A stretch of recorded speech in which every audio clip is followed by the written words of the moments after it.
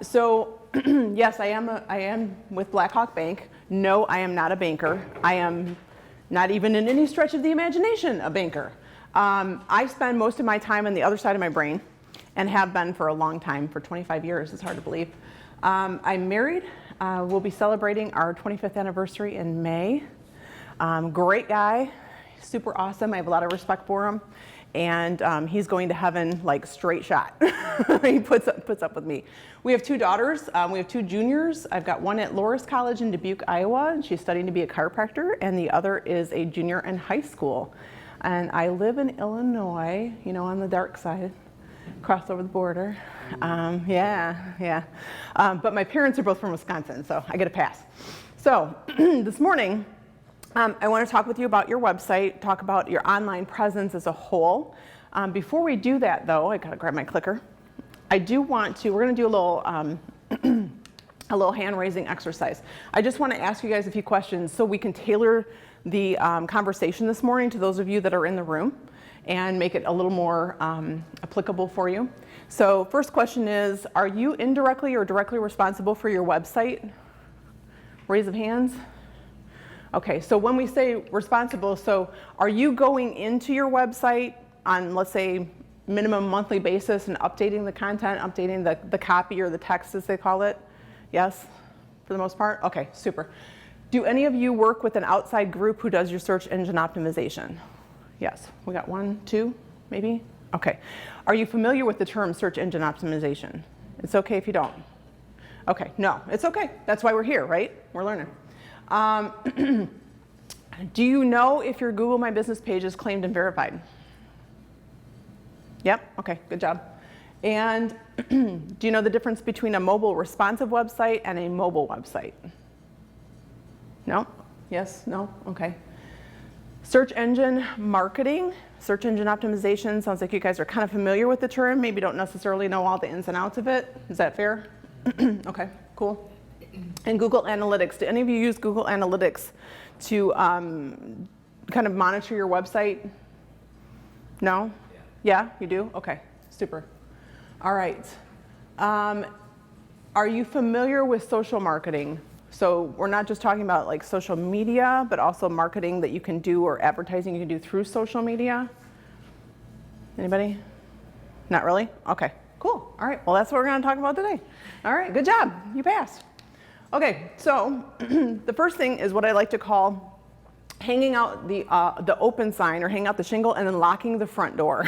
So this is when you are have a site, a website, and every site can be seen on a mobile device. Okay, I can look up anybody's website anywhere in the world right now on my phone and see their website. That does not mean it's mobilely responsive. Okay, mobile responsive is the fancy ones that when you turn your device, whatever device that you're on, it happens to adjust to the screen and kind of expands or contracts depending on what device you're looking at. Okay, so just because a website can be seen on a phone or an iPad does not mean it's mobile responsive.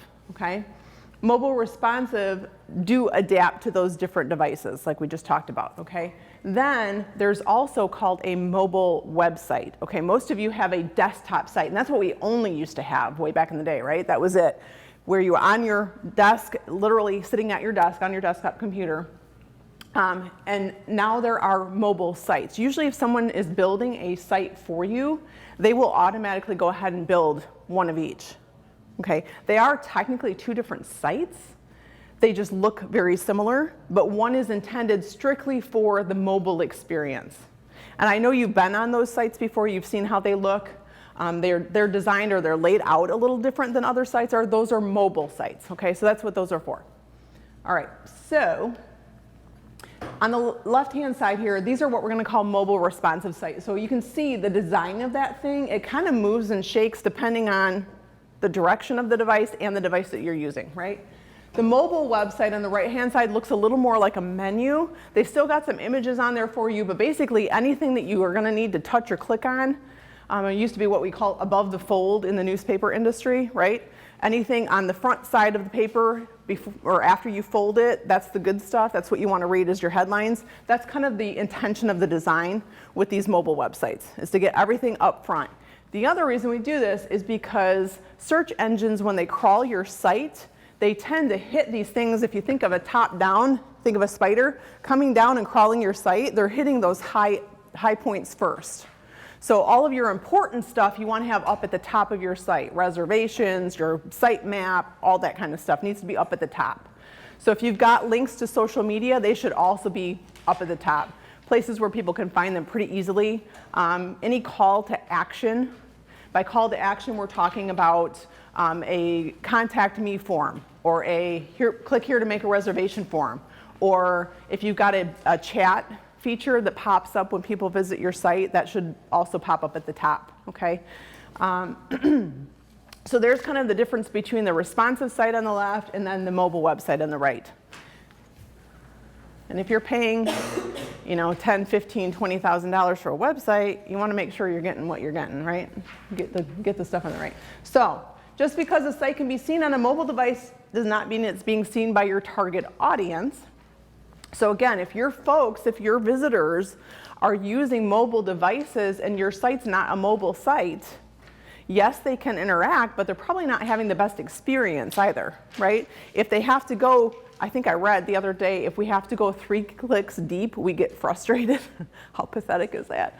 3 clicks deep. So, but it's true. I mean, we stand in front of the microwave, right? And 30 seconds are like, come on.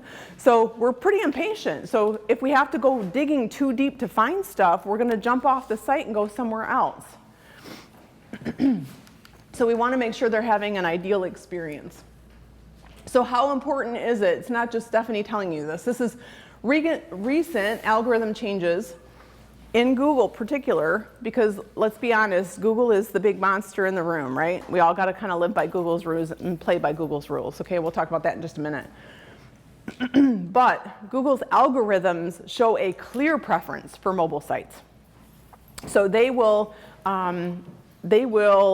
prioritize mobile sites over desktop sites now. So if you don't have a mobile site, you're already starting off at the bottom, okay? So it's very, very important to have a mobile site itself. Too much bouncing, have you heard that term, bouncing from a site? You've done this, right? You get on the site or you click on something and you're like, whoa, whoa, whoa, that's not where I meant to be, and you hop back off. That's called bouncing, okay? Too much bouncing off of a site, and search engines will start to downgrade your site in site rankings, okay? So you want to make sure that people are finding what they want the first time they hit it, okay? And we'll talk about how to do that. Excuse me. So we do have to follow Google's best practices.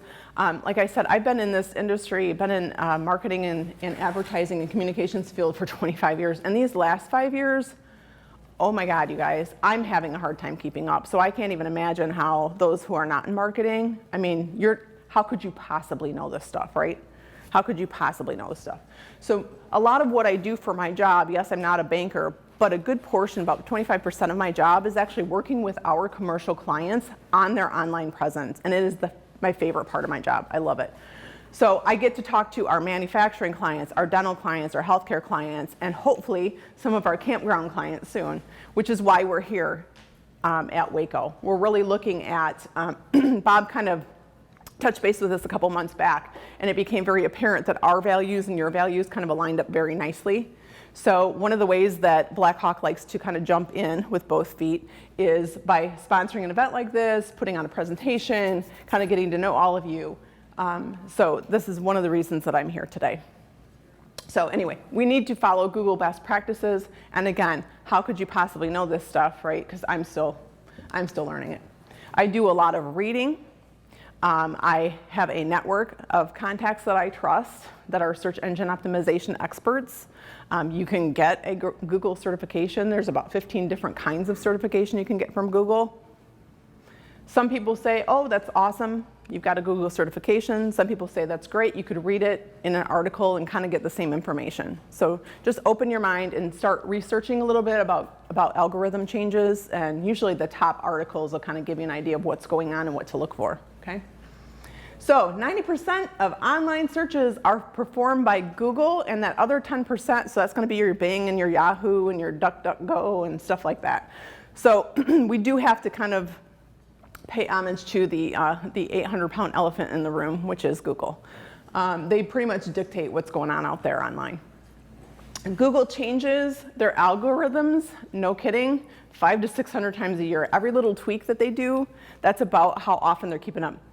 You do not need to keep up with that. Don't worry about that, okay? Worry about the big algorithm changes. And usually those are noteworthy or newsworthy. So if you're following any kind of algorithm changes, if you go to Google and type in algorithm changes, they will tell you, or search engine optimization groups will tell you, here's the latest rollout, here's kind of what they are trying to achieve with this latest rollout.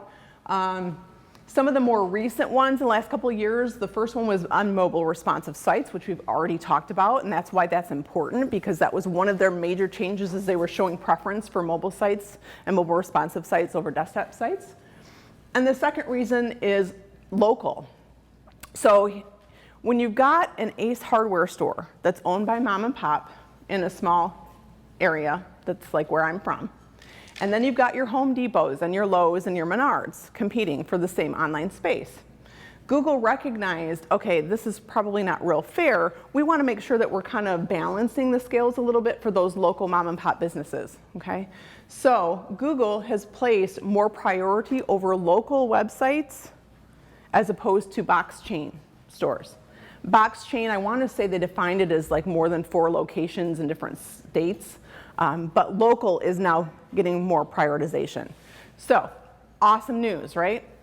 But what does that mean for us? How do we take advantage of that? So that's something we'll talk about here. So our goal, let's just be clear, our goal with our website is to be seen, right? So if someone's searching on terminology, you're hoping your site's going to show up for whatever terms you want to show up for, okay? So to be seen, to be on the search results at all. Then you want to make sure you're hitting the page 1, because how many of you go past page 1? Never. Never, right. Too impatient, too many clicks deep, right? And then the other priority is to be in the 3-pack. So you know what this is. You've seen it at the top of the websites when you're doing a search, and that first group pops up and it's all ads, and you're like, yeah. And then you go down to the next section, and that's like legitimate stuff. It's like 3 to 6 different results that pop up immediately. That's your goal. That's your sweet spot. That's where you want to be, okay? You can be in the ad section, and again, we'll talk about why, when that's appropriate, when it's not. You really want to be in that organic or that natural section that pops up right after the ads, okay? That's the legit stuff. So remember, this is what that looks like. So all of those searches down below, let's say we've already scrolled down the page a little bit and all the ads are way up at the top, and now we've got that 1, 2, 3 paragraphs. That's our 3-pack. That's where we want to be. The right-hand side here, this is where you see usually those ads, those display ads, and then those creepy things follow you when you leave there and go somewhere else, right? Okay, you can do that too, retargeting. You don't need to know how to do that in order to be able to do it. You just need to know who can do it for you, okay? And it's an effective marketing tool. Are you reaching your audience? So this comes from e-commerce. It's actually 2016. So this should tell you like how current this information is, because it's 2020 now, but 67% at the time spent online is spent on mixed mobile devices. That's got to be close to 80% at this point. Truthfully, how often do you go on a desktop site versus a mobile site? I mean, I must have used my phone for about 5 different things this morning. So preference is going to be that mobile site. So that's also why we need to pay attention. Our users, not just Google, our users are using mobile devices, okay? 78% of US adults believe it's very important to look up information about people or businesses online before doing business with them. So this is kind of the new trend. We're seeing this in banking too, where we've got kind of our younger generations that are coming in, and it's not just millennials, it's now Gen Zs, because they're in their 20, 21-year-olds. They're kind of entering the workforce as well. So they're going online to check everything out. They're buying tires, they're going online, they're doing research, and then they're coming into the store to talk to somebody who's an expert on it, right? They're looking at mortgages, home equity loans, whatever, online, and then they're coming into the branch to talk about it. So they want to educate themselves a little bit first, and then they want to come have that face-to-face interaction. So we call that the high tech and the high touch. They want a little bit of both, okay? So that is from Harris Interactive. 92% of users do not go past page 1. That's got to be higher than that even.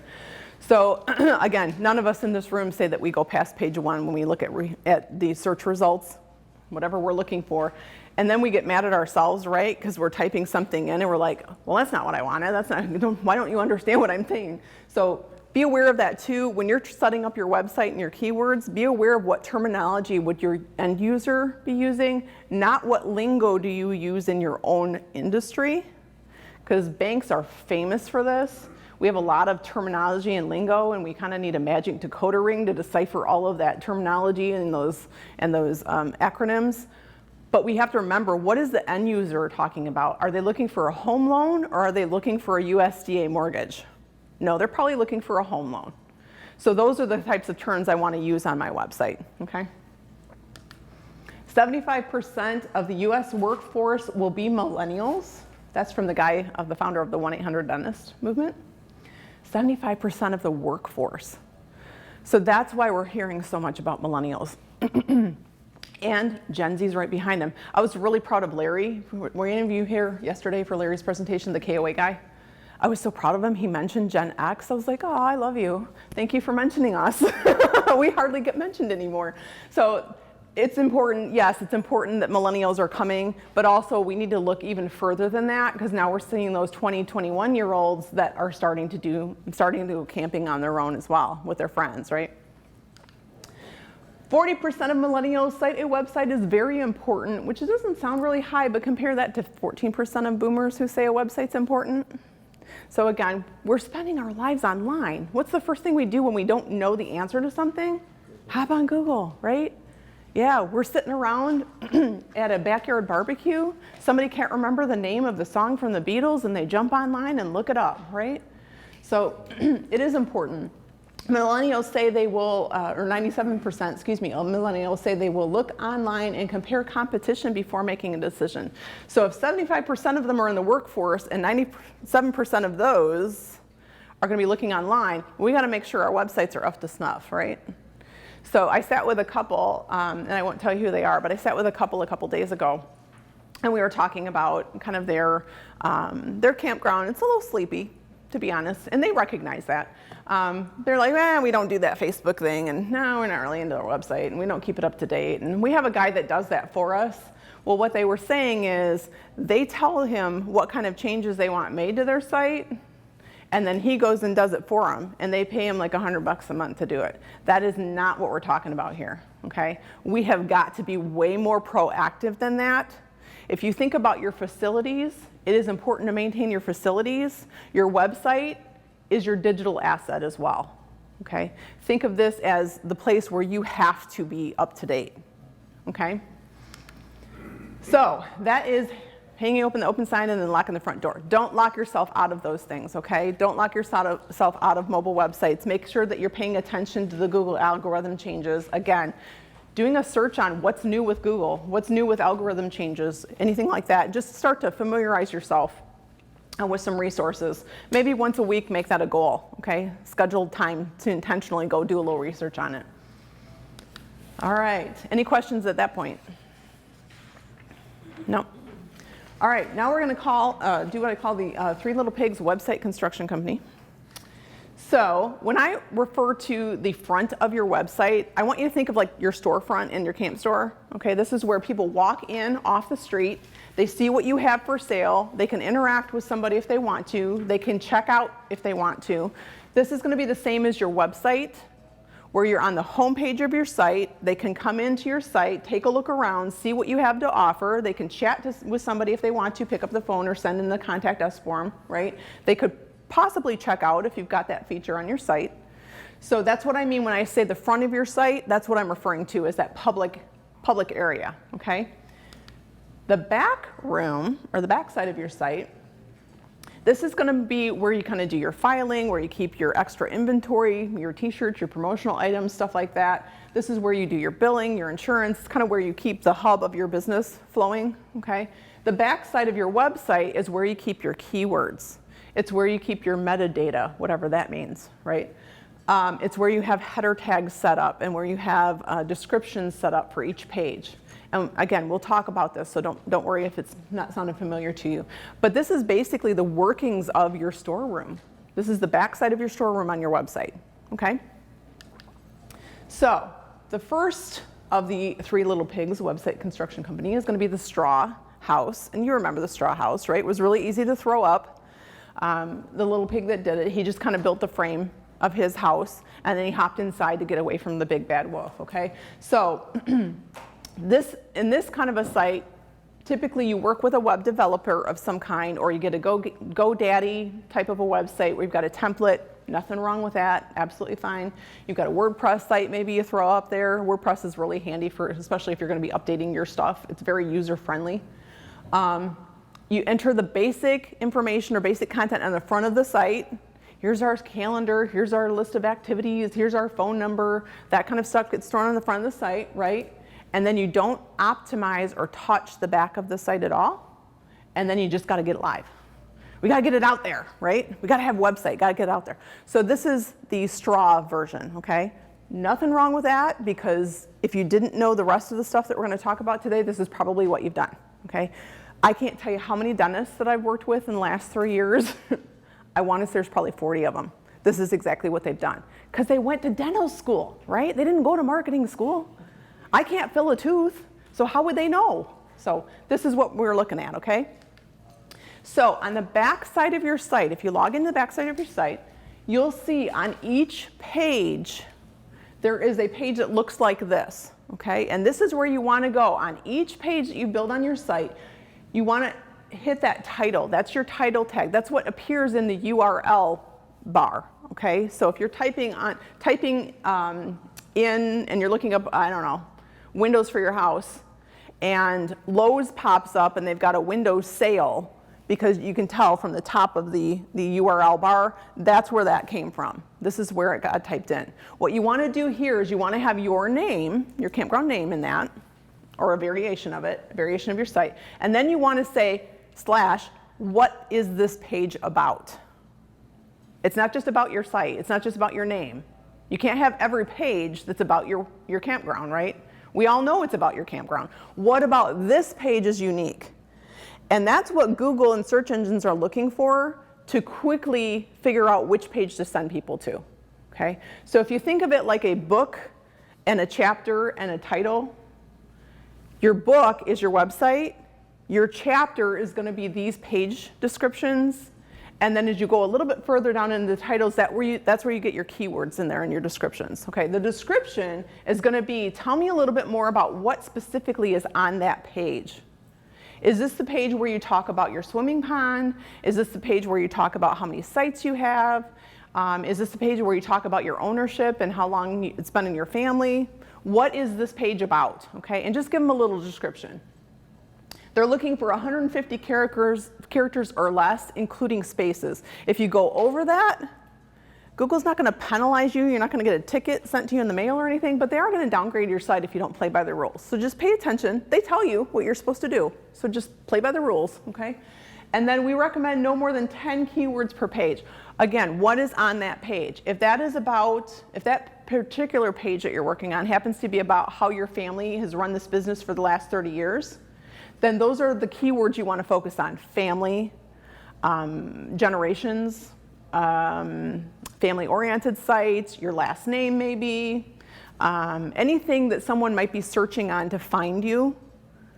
If they know your name, or they know your family name, or they know the history of where you're at, where is your location of your site, okay, of your campground, what town are you in, what state are you in, that's where you want to add that kind of information, okay? And that's where you start to see the difference in that local, remember we talked about local algorithms? When you start using the names of the places that you are drawing from, that 150-mile radius around your site, around your campground, that's where you're drawing most of your people in. You want to name those towns and cities around there, okay? You can do it here, but you can also do it on your location page. You can do it on your home page. So there's lots of places to add that type of content, those type of keywords. What you don't want to do is make a description here or have keywords here and copy and paste it and throw on another page. That's duplicate content, and they will cite you for that. That is not helpful for them. For search engines, it's not helpful for your user. It doesn't help them figure out what's on that page versus another page. So it's important that you have unique content for each page, right? Okay, making sense so far? All right, then we go on to the stick house. And this is where I see most commonly when I'm working with our business clients. I see they know just enough to be a little dangerous with it, right? They know that they got to do something on the backside, but they're not real sure exactly what. So build a framework of the site, enter the basic content on the front of the site, throw up some pictures, throw up a video. Videos are hot. I know I need to have videos out there. Okay, well, then we also need to optimize the back of the page, back of the site though. And maybe they'll do a couple things here, a couple things there. We'll put in a description, throw in a couple keywords, and they'll move on to the next page. And I'll deal with that later when I have more time, right? Because we never have more time. Then they turn the site live, and then they don't touch the site again for several years, maybe several months. They don't go in and touch it. They just, well, there we go, we're done, okay? It used to be that you could put your name in a phone book, or even be fancy and take out a phone book ad, and you were literally done for the year. You were set, you were golden, right? Not so much anymore. So that type of advertising, that was traditional advertising, that's outbound advertising, okay? So that's like billboards, print, ads in booklets, television, radio, all of that mass kind of marketing, that's all outbound marketing. What we're talking about today is now inbound marketing. It's being like a magnet and attracting the people to you. Okay, so outbound marketing, if you think like a shotgun blast, you're kind of throwing it out there and hoping you're hitting your target. You're hoping you're hitting whoever is out there that you want to hit. Inbound marketing is where people are drawn to you based on their own keyword searches. So they are pre-qualifying themselves because they're typing in keyword terms on their site and your site matches what they are looking for. Sweet. So when they get to your site, they should already know this is the kind of place I'm looking for because they've already typed in the keywords that you are responding to. So that's why it's important that their words and your words match up. That's why it's important that you use words like home equity loan as opposed to mortgage, or campground, family-oriented campground as opposed to RV resort. Or maybe you use both. Maybe use both. Okay, making sense? Awesome. So this is an actual page from Blackhawk Bank. This is, we have a commercial group or a business banking only location in the Elgin, Illinois area. So you'll see we've got Blackhawk Bank, Elgin, Illinois, the Elgin Business Banking Center. So if anybody hits on Blackhawk, Elgin, Illinois, I've got 3 of those words right up there. I've got the word business banking in there too. So if they do Blackhawk Business Banking Illinois, it's likely to pop up for that. And that's just in my title. Okay. Then I go down to my keywords, business banking. Sometimes they call it commercial banking. Elgin, Illinois, McHenry, Illinois, St. Charles, Illinois, Geneva, Dundee, Algonquin, Crystal Lake. Commercial banking in Chicagoland. I'm getting kind of big there. I got big hopes, big dreams, right? But you see what I did there is I went right around our Elgin area and I looked at all of those bigger towns or cities. Mm-hmm. You have Illinois after each city? I do. Is that necessary? It's not necessary, but when you search on things, sometimes you'll put campgrounds WI, campgrounds IL, banking IL, right? So that's why I did it there, because it's going to show up either way. If I type in Dundee, I can pull it up with Dundee, or I can pull it up with Dundee IL, or Illinois. Okay, so I'm kind of hitting all the sweet spots there by doing it this way. And then the description, Elgin, Illinois, near the major Randall Road I-90 interchange. I-90 is a really popular term in that particular part of the state. I just happen to know that because I've been doing marketing for a while. Commercial banking services for business owners in Chicagoland. And Chicagoland's highlighted there because they're like, what is Chicagoland? It's a word. But you can see I stayed under my keyword sizes, okay? I tried to pay attention to that. But this is likely to get me in the top page, at least on page 1, if someone's searching for that kind of stuff, okay? So there's an example. If you have your cell phones, go ahead and take a picture of that. New technology. That's great for recipes too, by the way, when your mom wants to give you a recipe and you're like, I'll just take a picture of it. If you can find it. if you can find it again, right? I have all of my grandmother's recipes. I copied all of them in a booklet and I gave them to my mom and my sister-in-law. Oh my God, I love having her handwriting. That's awesome. Okay, anyway, I digress here. Okay, 3 Little Pigs. We're moving on to the bricks. Planned, comprehensive, and effective website. This is how we want to roll out a website, okay? You build the framework of the site. Okay, have you heard of a sitemap? You know what a sitemap is? Okay, it can just be a Word document. And basically you're laying out kind of like you're going to write a paper like you used to do in high school or college. You write out a paper, you kind of put your headers down, then your subheaders, and then what do you want to say after that? How do you want to expand on that thought? That's basically what a sitemap is. I want a home page, I want a location page, I want an activities or amenities page. So you kind of break it down into different categories, okay? And that's what that's what search engines will crawl quickly to find what they want. So it's important to make sure that you're putting that stuff, like we said earlier, up at the top of the site. Optimize the front and the back of all pages to support your strategy. What does that mean? What is the purpose of your website? Do you want your website to attract traffic? Do you want people to make online reservations on your site? Maybe you do and maybe you don't. Maybe you would prefer that they call. Is your website just there so they find your phone number easily? Is that where you want to send people so they can take a look at your campground map and they can pick out their own site and then call you and tell you what site they want? What is the purpose of your site? So think about your strategy. What is it you want your website to do? You definitely want it to bring people to you, but what do you want them to do with it once they get there?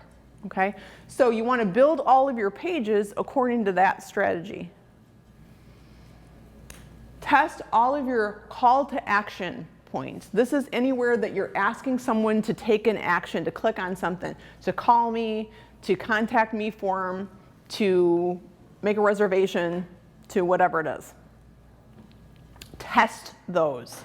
Don't assume they're going to work. Have your friends test those. Have your family test those. Have someone who is not necessarily tech savvy test those. And make sure that there's nothing like intuitive that the younger generation knows that a more experienced generation doesn't necessarily understand to click on. Okay? Make sure everybody has access to that and everybody can test it and it works. Because the last thing you want to do is to have somebody come to your site, click on that thing, have a bad experience, and bounce off your site and they won't be back. That was a frustrating experience. I can't tell you how, we camp quite frequently actually, weekend campers. And I can't tell you how frustrated I get when I'm trying to make a reservation on someone's site and I'm trying to bounce back and forth between the campsite map and making the reservation. And as soon as I bounce off the making a reservation, I go to the campsite map, I have to start back over again. Are you shitting me? Okay, no, don't do that. So make sure that that stuff works just like real people are gonna use it, okay? Claim, verify, and optimize your Google My Business page. So what does this mean? So if you go onto a search engine and you type in your campground, or you type in campgrounds with your name of your city, and the results pop up, and then on the right-hand side, you'll get this thing that looks like your Google My Business page. It's got your name on it, right? And it may or may not have your logo. If you've claimed it, if it says, own this business, ? I want you to go claim that today. Like right after this class. Go claim that today. Because I could come in there and claim your business and take over your identity online. So if you are not claiming and verifying it means that you send a message to Google and they send a message back to you saying, hey, is this you? And you say, yep, it's me. Now you own that page and nobody has access to it. Then you want to go in and throw your logo in there and maybe throw some pictures of it's almost like a mini website. It's kind of like a social media page. How do you get there if so our campground is brand new? Mm-hmm. How do we get on Google in the first place? Like, we're not going to come up in a list because... You may not, and you may need to reach out to Google directly. Okay, do you have a Google account, like a Gmail account? Mm-hmm. Okay, go through there. If you're not seeing it pop up, what usually happens, and Facebook is good for this, LinkedIn is good for this, and so is Google, they usually will build you a template page. As soon as they sense that somebody's kind of out there doing something, they will go build you a temporary page and you can go out and claim it. Yeah. So if you don't claim it, or if you haven't claimed it yet, do that today, please. Make sure you do it on the map too. Yep, in Google Maps. Google Maps. Yep. And it's easy to start there first, because I just did it for our village. Perfect. Yep, perfect. Okay. So it's almost like a mini website where you can add your hours, you can add your website, your URL, right? Have you been on those where you're looking for a restaurant near me and the restaurant list pops up and you click on it and they don't have their website connected or they don't have their hours, all they have is their phone number? That's frustrating, isn't it, right? Make it as easy as possible for people to get a hold of you. Go grab that information and load information. You can put keywords on there, you can put holiday hours on there. You know, that's something you could probably build and set and leave for a while. Don't do that to your website, but you could probably do that with this, okay? Just get it set up and let it kind of work for you. And then you want to make sure you link it to your website, and you want to make sure your website, especially your location page, is linked back to this. That's important. On your website or on your location page, you can embed a Google Maps link, embed it right into your page, okay? And if you don't know how to do it, ask somebody for help, okay? That is also something that Google looks for. They look for those Google Map embedded sites, so they give more credibility to them. Let's see how I'm doing here.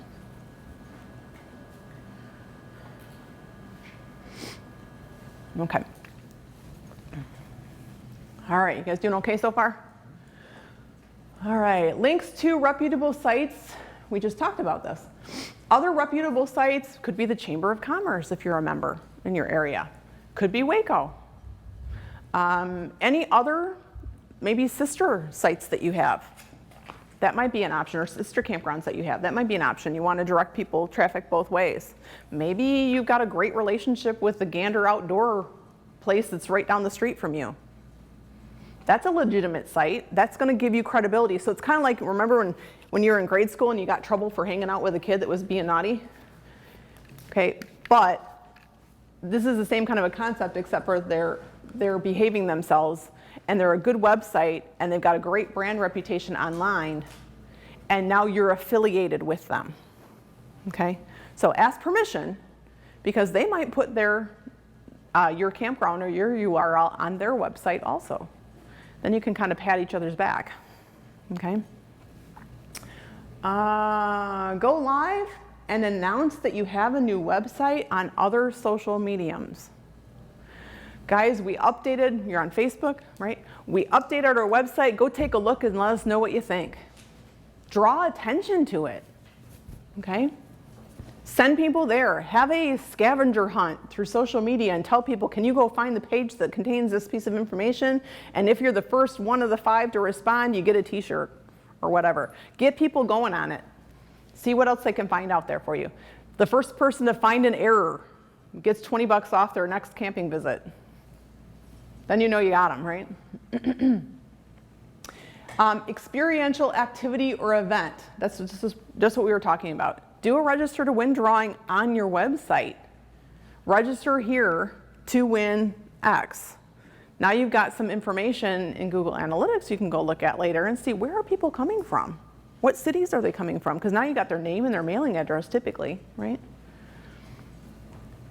If you ask for their email, now you've got an email that you can add to a newsletter if you want to send that out, or an announcement if you want to send that out. Okay. Monitor and continue to optimize your site at least monthly. At least monthly, go in there. At Blackhawk, now we've got a big website, and it's grown even since I've been there. In the last 3 years, we're in there daily. We're constantly doing stuff. But I'm always infusing the website with new content. We've got blogs going on. Well, what does a bank write about? Well, I've got a retail area, or personal banking. I've got a business area. I've got a mortgage area and an investment group. I'm talking about how to make your house ready to sell. Curb appeal. That's an article I'm writing on. Why? Because it's related to mortgage banking. Okay? You guys can talk about what to pack for tent packers. You could talk about what to bring for kids' activities on a rainy weekend. I mean, just whatever you can think of that is related or connectable to the folks who are coming to visit you. Okay? Talk about why it's important to disconnect from the internet for teens when they go on camping weekends. I mean, anything that's related to your particular audience, you can talk about. Okay, so then you say to me, well, Steph, I'm not a writer. I'm not a blogger. Guess what? You don't have to be. Go look up about 3 different articles on that topic and kind of pull the best information from all of those and write your own paragraph on it. Take a half an hour and write your own paragraph on it and then put that on your website as new content. Because as soon as you put it on your website as new content, then search engines go, whoa, whoa, whoa, whoa. This site's got some new stuff on it. They're relevant. They're keeping up to date. They're playing the game, right? And that gives them a reason to come back and crawl your site again. So the more you touch it, the more you put new stuff in there. You know, maybe you've got kayak rental or something and you've got some pictures you want to throw out there of folks experiencing your product. They got smiles on their faces. They're having the ultimate experience and you want to throw those up there. When you throw those images on there, be sure that you label that image. Make sure that you label that image with family, outdoor activities, kayaking, having a great time together, quality time, any of those keywords. Okay? You starting to make the connections? Cool. And then adjust your strategy as seasonal stuff happens. As you get more into the shoulder seasons, maybe you've got different kinds of content out there, different kinds of stories. Why it's a great time to camp in the spring. Why it's a great time to camp in the fall. Anything you can think of that's kind of related to those particular or that particular audience at that time of year. Okay? When it's off season, what could you be talking about during off season? Now is a great time, guys, to go look at RV centers. They've got inventory left over from last year. So you're telling your camping audience, here's some advice. Okay, well then, when you start posting images or articles like that, you become the resident expert. You become the advisor. You become the place where they want to go when they have questions about camping. You become the resource for them. If you're putting up articles like that and you're telling them pieces of advice, stuff to pack, how to get your kids to disconnect, when to go buy a new camper, interest rates are low, guys, now's the time to go do it.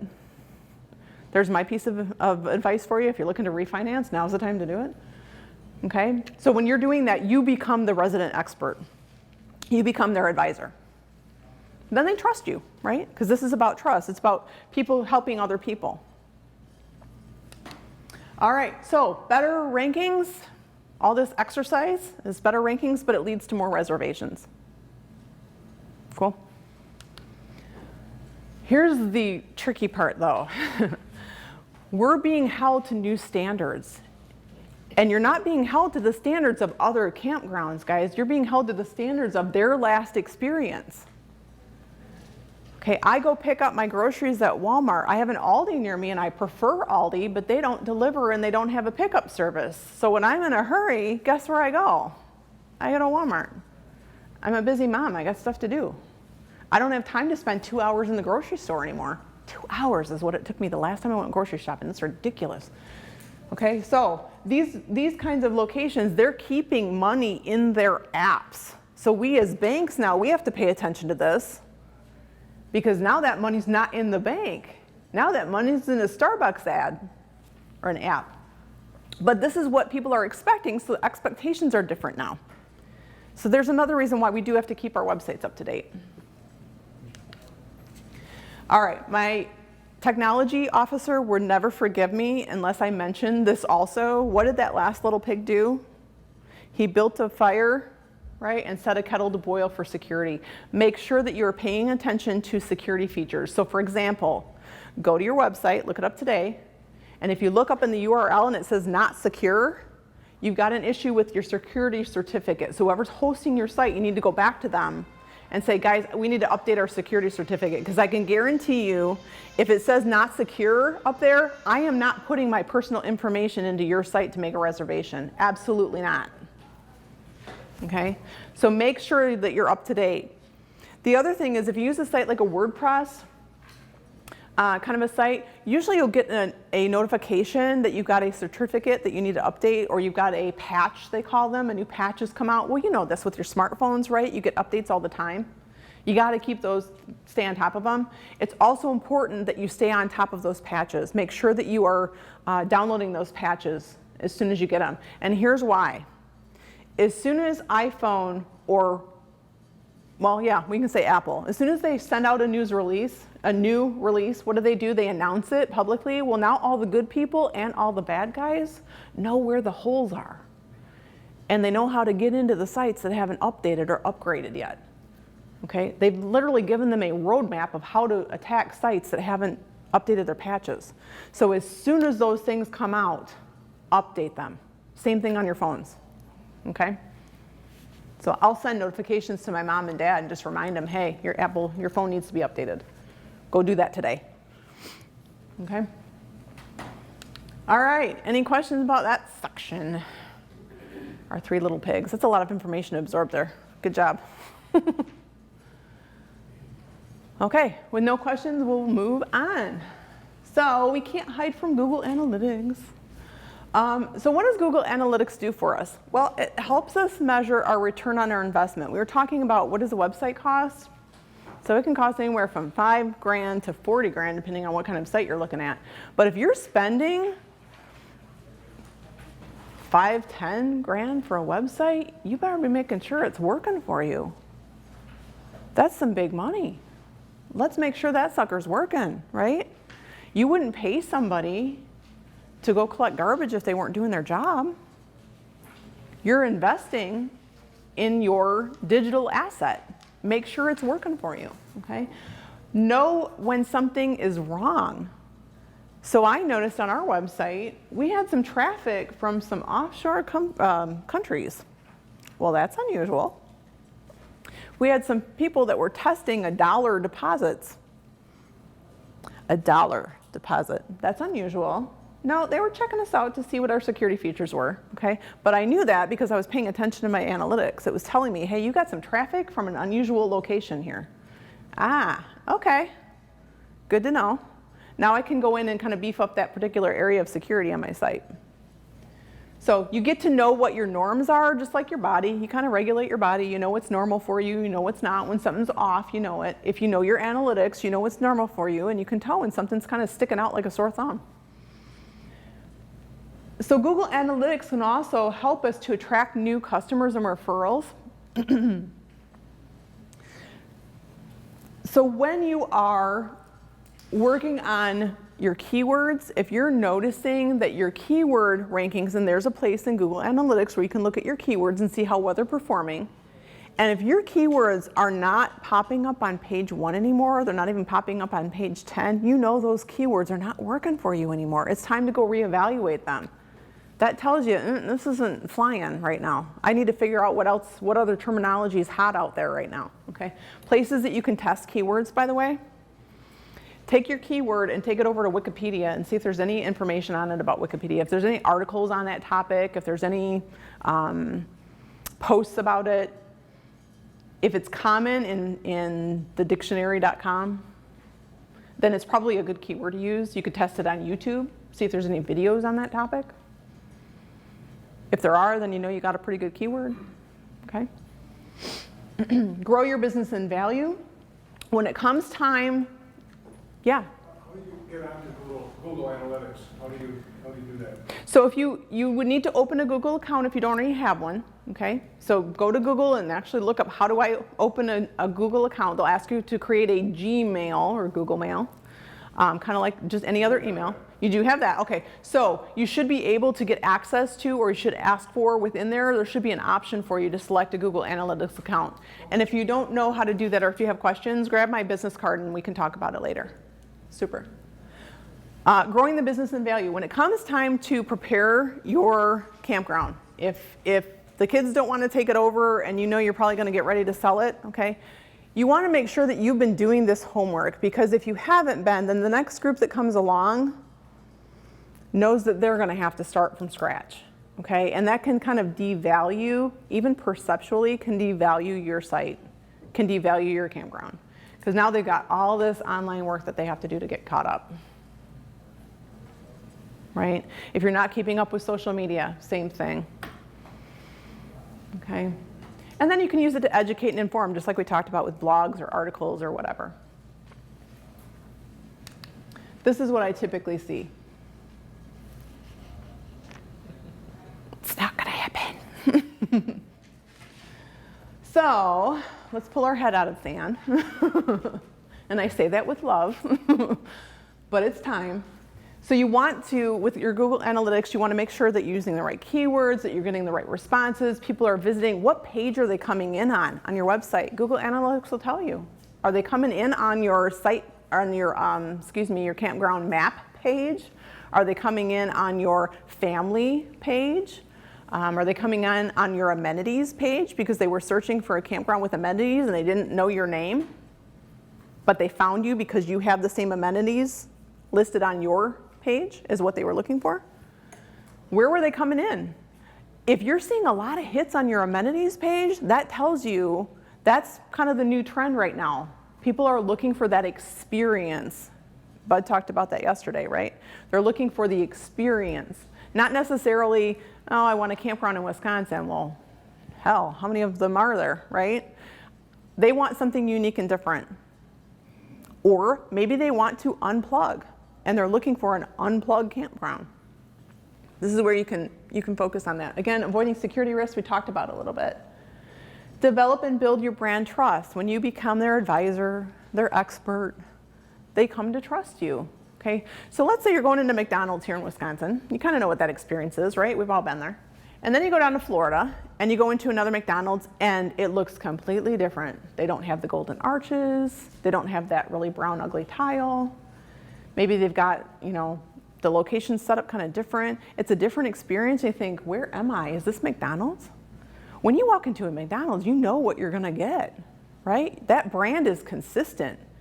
And as soon as you walk in and have a different experience, you're like, whoa, okay, now your trust has been broken. Now you kind of question the McDonald's reality. Like, what is up with this? They don't offer sushi there, right? So you know what you're getting.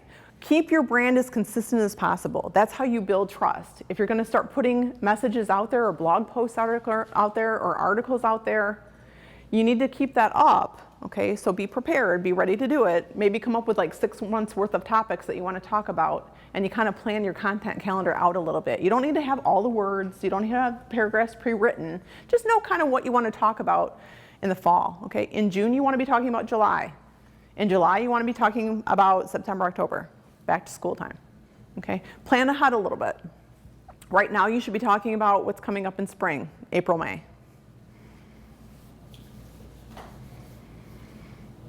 Making sense? Cool.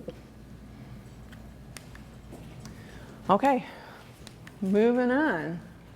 Establish a maintenance routine, and we touched on this just a little bit. So, why do we have to maintain our facilities? Well, you know all this, right? So we're maintaining them because it does create better efficiencies. When we maintain our vehicles and we keep fresh oil in them and we make sure that they've got everything that they need, it maintains the efficiency of the vehicle. You can have it last and last and last and last up to like 300,000 miles, right? If you really take good care of it. It conserves the life of any physical assets on your property. Okay, if you're taking care of the pool, if you're taking care of the pond, if you're taking care of the restrooms, the facilities, anything like that, it just expands the life, preserves the life of that. Prevents future or compounded issues. When you ignore something, whether it's your body or your campsite, campground, those problems can kind of compound sometimes. If I would have just taken care of it to begin with, now I've got 5 different symptoms I got to take care of as opposed to the one that I should have focused on to begin with, right? And we do tend to put things that we kind of play that risk game, right? We kind of put things that we're like, that can sit till like next month. I got to focus on this now.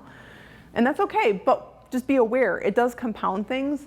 And then what happens is that your production time gets interrupted. If you don't plan for those facility maintenance times, that production time, all of a sudden the pump goes out and you've got people coming in on Friday night.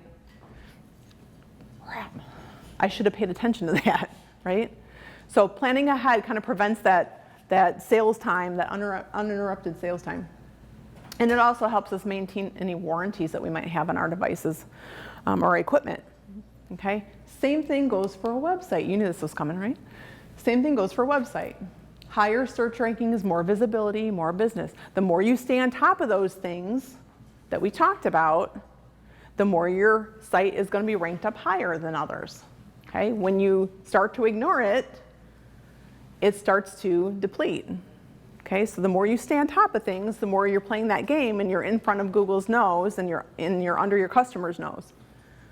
Conserves the life of our digital assets. If we keep our website up to date and algorithm changes are made, then we don't have to spend 5 hours going and updating our website to take care of the last Google algorithm changes that came out in the past 5 years.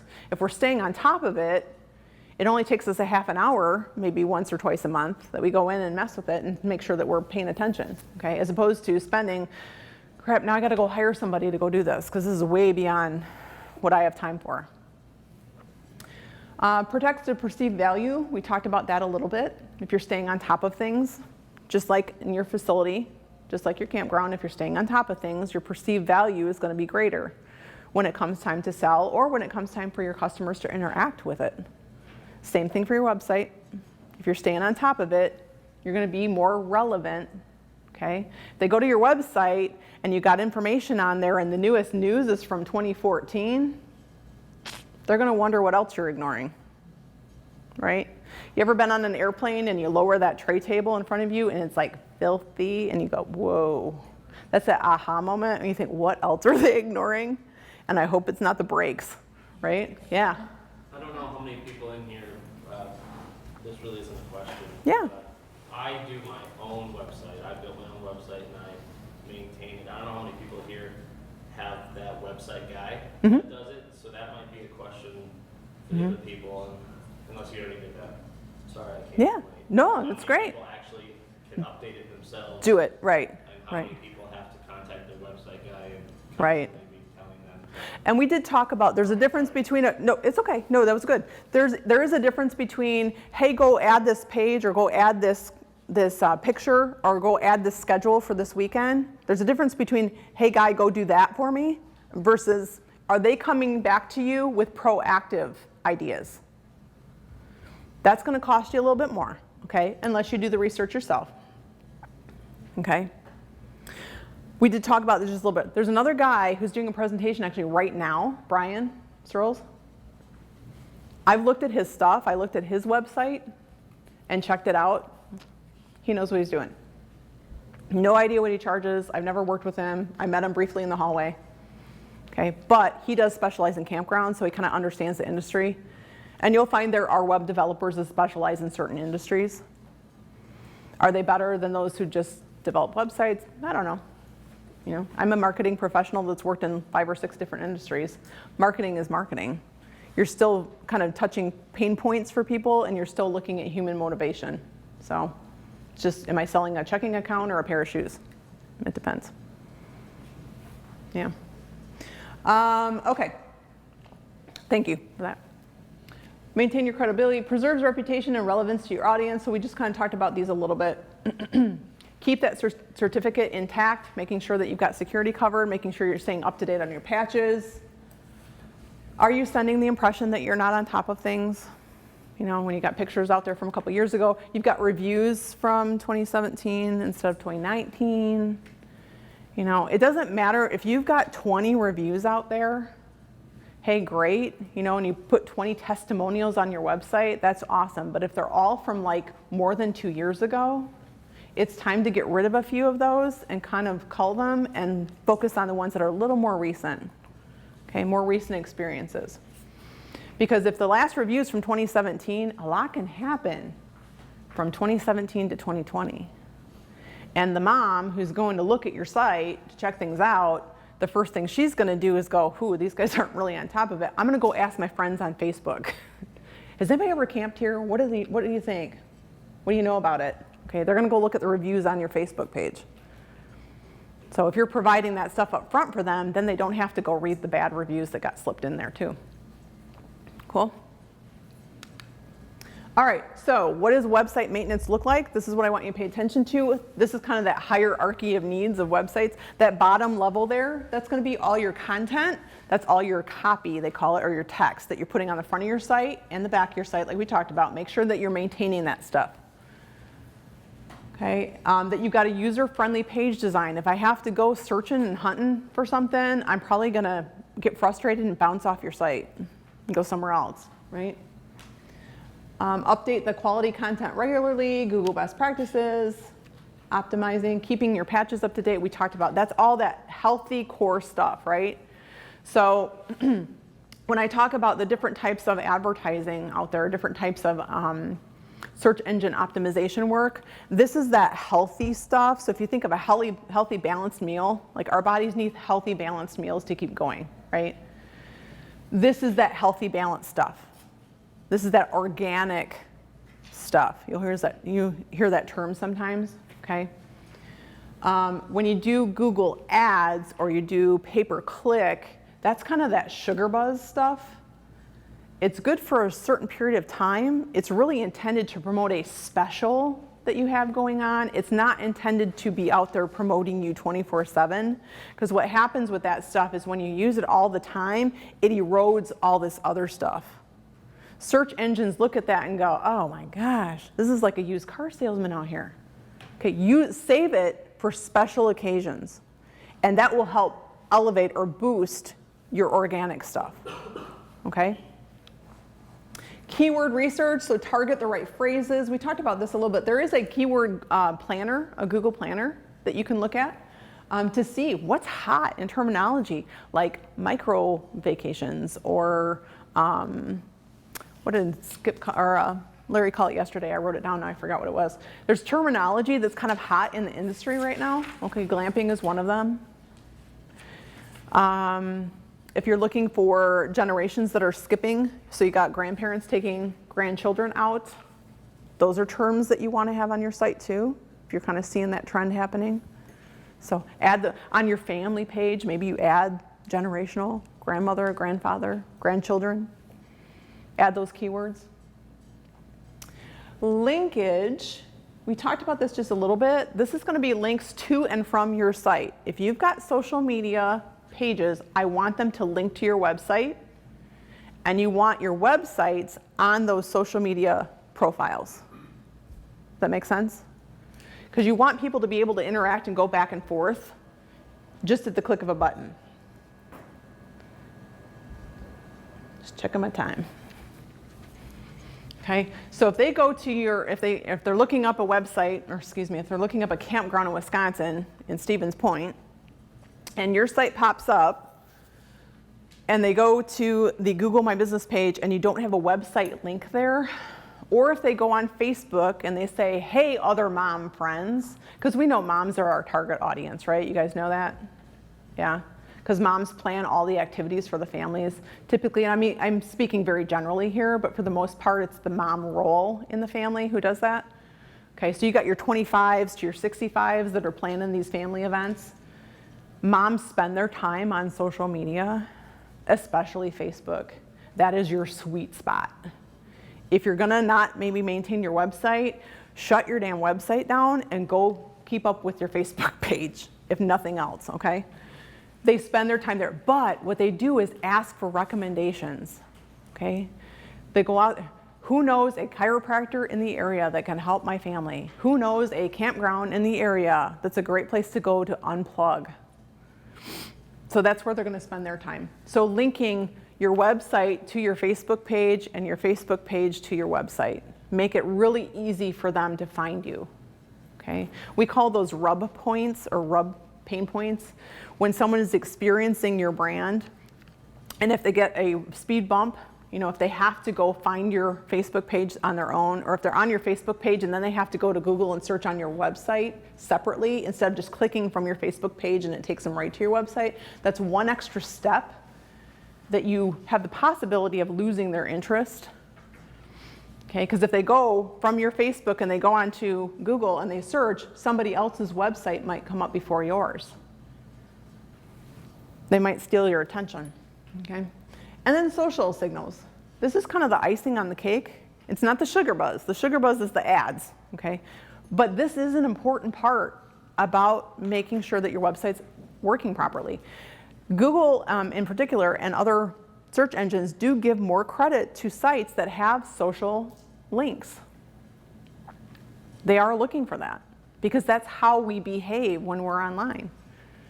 Everything's like a web out there, right? There's a reason why it's called the World Wide Web. Everything's connected. So here's your homework. Schedule some intentional time to take a look at your analytics, okay? If you don't have analytics, schedule some time to get that set up. You take time to sit down and go through accounting.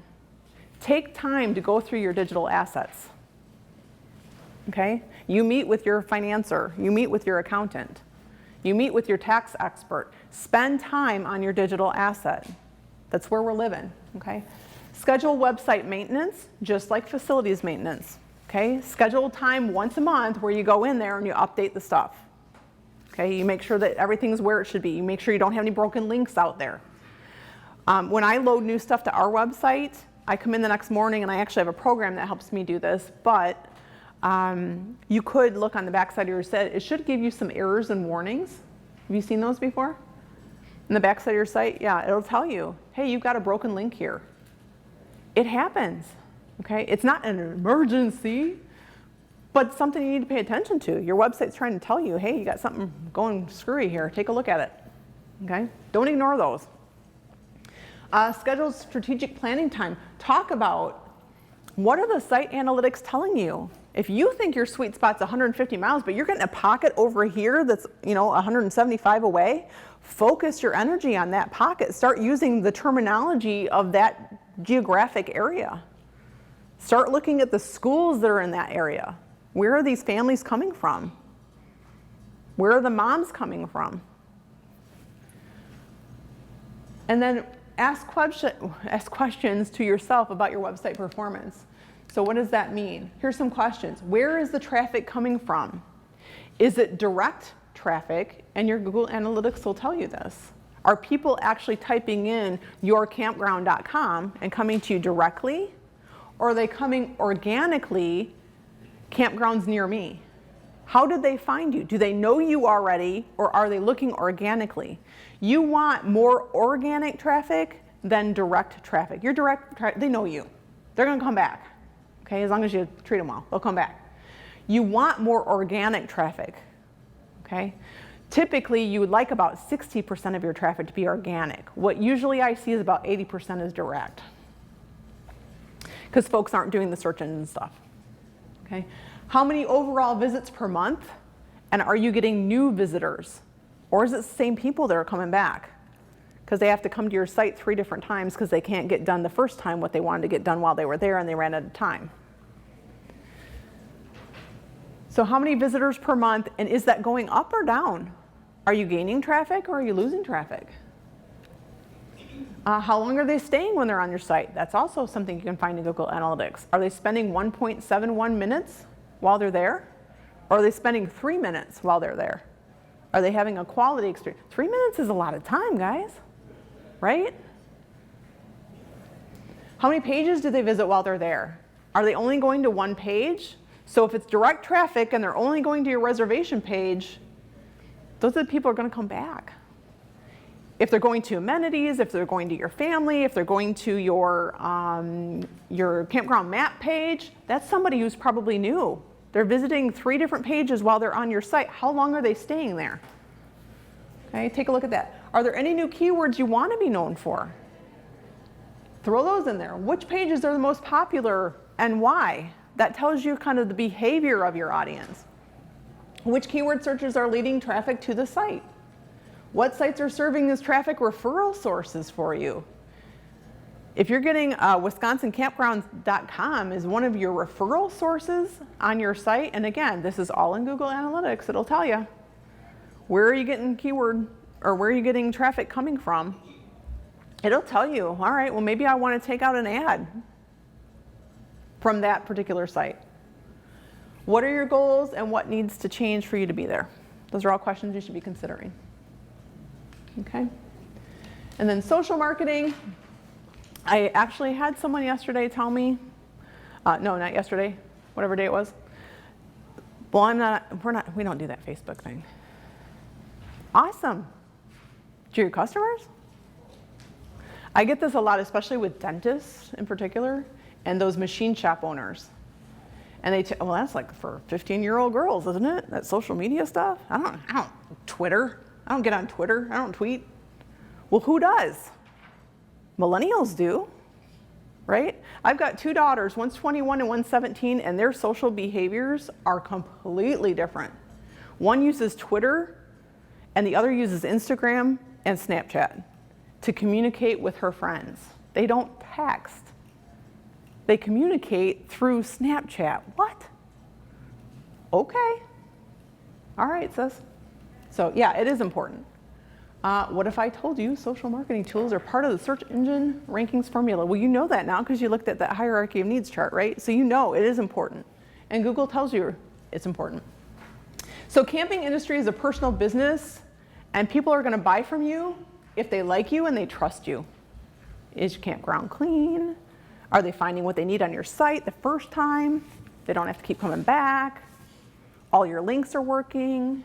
You don't get kicked out of the contact us form when you go to look at the campground map and have to come back, right? Your campground has to be seen before it can be appreciated, okay? You think to yourself, well, gosh, I've got the best little gem in Wisconsin. Well, not if nobody can see it. If you're on page 2, they aren't seeing you. I'm sure you do have the best little gem, right?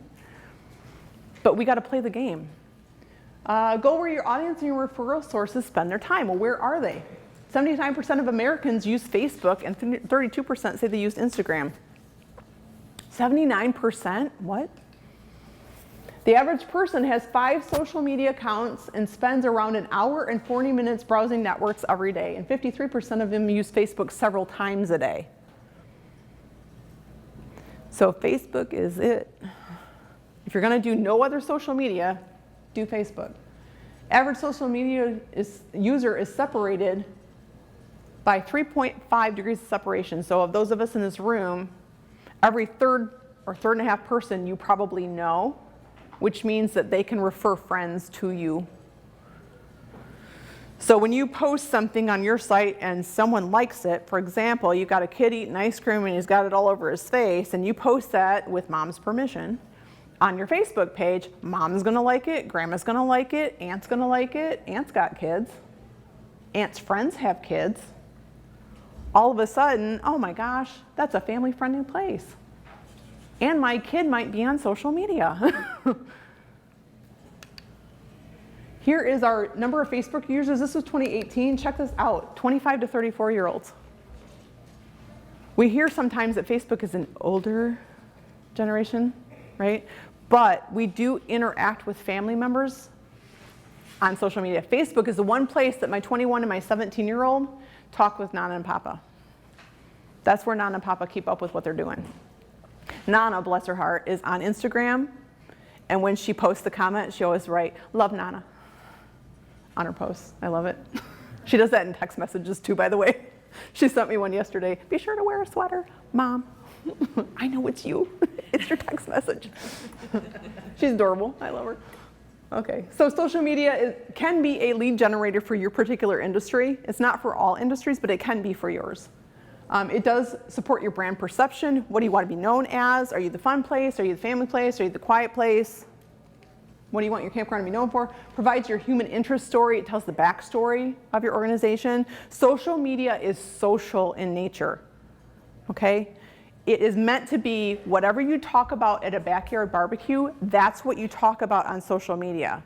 Only about 10% should be about your business specials or you've got new t-shirts in the store. It should be telling your story of the experience people can have when they come to your campground. That's what that should be about, okay? So if somebody had a baby, if you've got some new folks that are new seasonal owners with their permission, you can post that on there. I mean, tell your story. That's the place to do it. Highlights the personality and the practice of your campground. Demonstrates corporate citizen values. Are you donating? Are you involved in community activities? Do you have the Cheese Fest going on and you have a booth? I mean, wherever you're going to be out there in the community. And it boosts reputation. It gives you more credit. Cool, you hanging in there? All right, we're coming to the home stretch. Social marketing sources, about 10% of your traffic on your website should be coming from social marketing sources. Okay? If the social marketing drags them in or brings them into your circle of influence and then they hop onto your website, about 10% of your website traffic should be coming from this source. This is usually what I see. Okay? So do that organic work. That'll help. Campgrounds, we talked about Facebook, we talked about LinkedIn. It is recommended for you campground owners, develop yourself a LinkedIn page for yourself professionally. Okay, go take a look at mine if you want to and see how you might want to build that out. Because that's where you're going to connect with other Waco contacts. That's where you're going to connect with legislators. That's where you can follow other people. You can follow campground industry information. It's a great way to get articles too, or article ideas. Yeah. Quick question. I have a LinkedIn profile. Yeah. Unfortunately, or fortunately, it's from my previous life Oh, when I was an admin. okay. How do I switch that over? So, Now I'm a campground owner. right. So you own that. You may have forgot your password, but you own it. So reset your password, okay? Go in and update it. Every year at least, go in there once and update. What are you up to? Okay? Yeah. A few years ago, we had some confusion with the Facebook page and stuff like that, and I think Facebook has locked it now. Oh. We can't even get in there. Is You're in there a- Facebook jail? Yes. What did you do? I want to hang out with you. And is there a way to like erase that and start over, like if I contact Facebook or something? I would not suggest that you start over with a fresh page because that one's still going to be out there. You want to manage the one that's out there, so you'll need to reach out to Facebook. Yeah, and you can do that online. Just, how do I contact Facebook? Yeah. Hey, my Facebook page is locked. How do I get into it? That's what you're going to Google, right? Yeah, Okay. yeah. Go in and clean that up. Just like you don't want to delete negative comments. You want to go back in and own that. They won't let you. Okay. Yeah. And you can report them and they still don't. Negative comment, yeah. That's why it's important to ask for good, when people have good experiences, ask them to review you, okay? Because if you have 10 good experiences and you have that one booger who's just, not happy with life in general and goes on there and comments poorly, the rest of those are gonna drown that out. And it happens. For banking, it happens on Sunday nights at 11 o'clock. Somebody decides they wanna go onto a bank Facebook page. Get a life, people. But that's when they choose to complain about something. It's gonna happen, right? All right, I'm gonna tell you about a social strategy and we'll wrap things up. So this is Aiden. This has been in a previous life. The last place I worked was actually a dental group in Madison. And we were running a No Cavity Kids campaign on social media. So little Aiden came in with his mom. It was his cleaning day. And he came in and he got a no cavity cleaning. Good job, Aiden. Good job, Mom. While Mom was getting her teeth cleaned, we asked her if we could use Aiden's picture on social media, and we also had a digital billboard in the area that was already set up with a template. So we got permission, we took Aiden's picture, I left the operatory and I went downstairs to my office. I filled out the template for the online, or for the digital ad, posted it and launched it live to the billboard. Mom got done with her cleaning, they hopped in the car, they drove on the belt line, and before they even made it to the belt line, Aiden's stuff was already up on the billboard. They pulled over and took a picture of Aiden in front of his billboard, and guess how many people liked it? Never underestimate the value of a proud mother. She put that thing on blast. And the next thing you know, I kid you not, we had moms calling in to get their kids in for appointments because they were hoping they would get their own billboard. Okay, you don't have to take out a digital billboard, but here's an example of how that can all work together. Isn't he the cutest little thing too? Okay, let's talk about ADA. How many of you are familiar with ADA on websites? Yep, you know it's a thing, right? Okay, so the financial industry has until December 31st of 2020 to make sure that all of our site is ADA compliant, meaning that someone can go to the site and they can experience our site without having to use a mouse, a physical mouse. So we have an app, or we'll soon have an app on our website that is all hands-free. It's a lap that kind of, if you look at our website, this app kind of overlays on top of it, so you'd never know it was there unless you actually downloaded the app yourself. And it's a free app for our users. And it can track on your eye movement, so kind of like Stephen Hawking-like level stuff. It can track your eye movements and see where you're going on page, and you can tell it to click. It's got a little radar screen, so it kind of looks like a traffic controller of an airport. Really slick. You can tell it to stop on a certain image. It's got a grid. You can tell it to go to H7 and click. So that might be the make a reservation page. Very, very slick. But because websites are public access sites, your site has to be compliant. One of the things that you can do on your own is making sure that any content that's on your site, remember we talked about the back side of the site, if you load an image, you need to describe what is that image. Is it a little girl eating ice cream with a messy face? When you put that image and you save that to your assets inside your website, you need to save it with a description, so if a voice controller went over it, if they hovered over it with their mouse, their voice controller would read back what is that image about.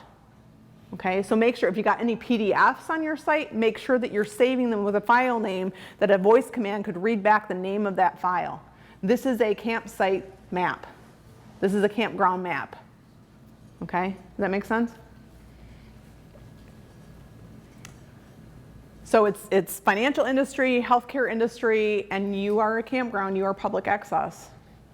So you need to make sure you're doing that. Now, what is the threat level, guys? Well, probably less than coronavirus, frankly. But there are predatory law firms out there.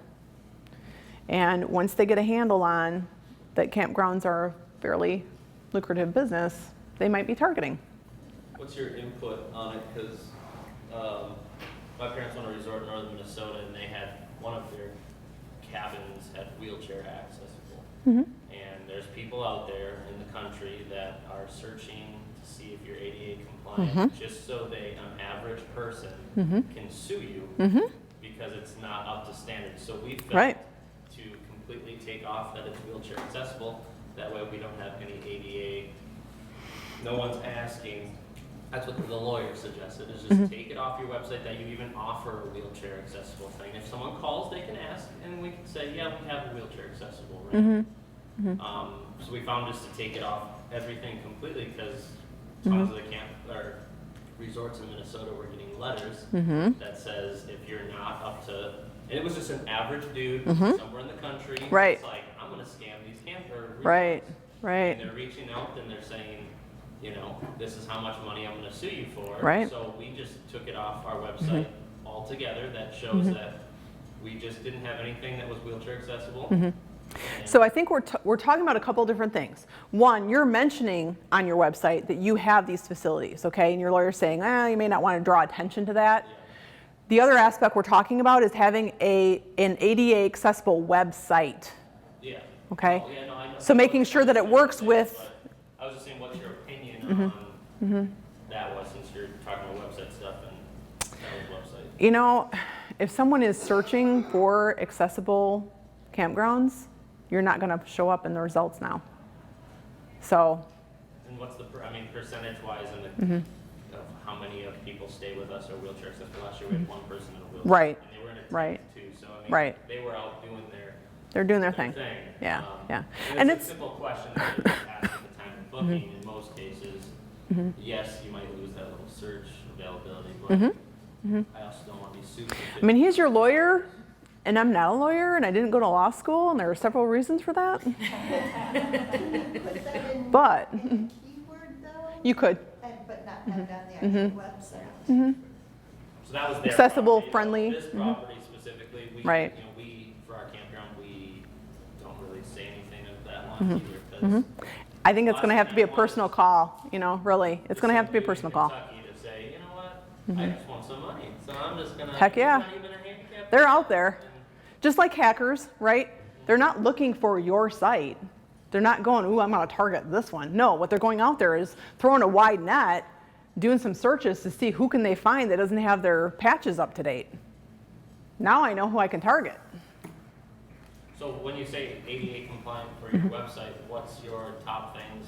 You just said making your photos labeled correctly. Those are things you can do. We obviously as campgrounds don't have all this money to have this Right. focusing Right. stuff. So what can Right. we do as campground owners to make it, besides the photos, more ADA compliant? I would suggest you do grab Brian, who's doing a presentation right now, and ask him what his suggestions are. There are several folks in your Waco group. I did a lot of research before I came, by the way. I looked up a bunch of the campgrounds that belong to Waco and was like checking out their websites just to see kind of who was I talking to. And there are several that already have it in place. They have an app on their sites. So take a look and see if you can find someone else who's got them out there and ask them, who do you use? What do you pay for that per year? I think in the last 1 or 2 years, it's been, and maybe most people can agree in here, the ADA stuff has been a subject topic that no one seems to be able to completely grasp 100%. Yeah. Definitely Yeah. worth the seminar. Right. For maybe some of the other seminars. Right. And here's the tricky part too, is the Supreme Court is not dictating what does ADA accessible website mean.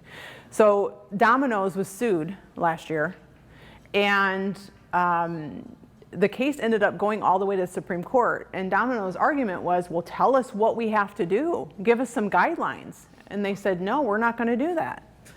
So WCAG, write that down, WCAG 2.1 AA is what you need to be compliant with. WCAG 2.1, and there's an A, a double A, and a triple A. You want to shoot for double A standard, okay? Go do some research. There's some homework for you this afternoon. Go look that up and dig into what does that mean and what can you do for your own site. The other thing I would suggest you do is put a disclaimer on your site. Create a new page, so this is the only thing on that page, okay? And it talks about accessibility, okay? We are working to make our site accessible to all of our guests. If you encounter something on our site, please bring it to our attention and we'll address it as quickly as we can. Knowing that you have something already addressed out there, that right there is going to help your argument. If you have a case that comes against you, listen, we are a small campground. We are working on it. We're aware that we have to be WCAG 2.1 AA compliant, and we are working towards it.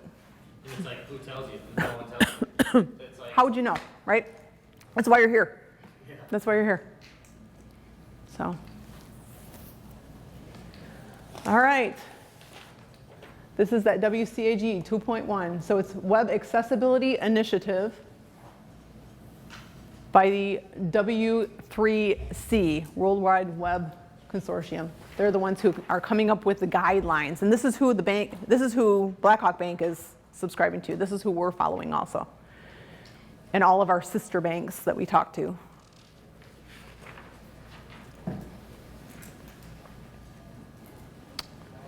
All right, any other questions on that? No? Can I show you a picture of my family? So that's Maddie on the left. We are fishing, by the way. We're a trout fishing family. We go fishing every year. Oh, and that's our puppy. That's Annie. Isn't she cute? She's so naughty. Thank you so much, guys. It was a pleasure to get to know all of you. Feel free to take the stuff on the table.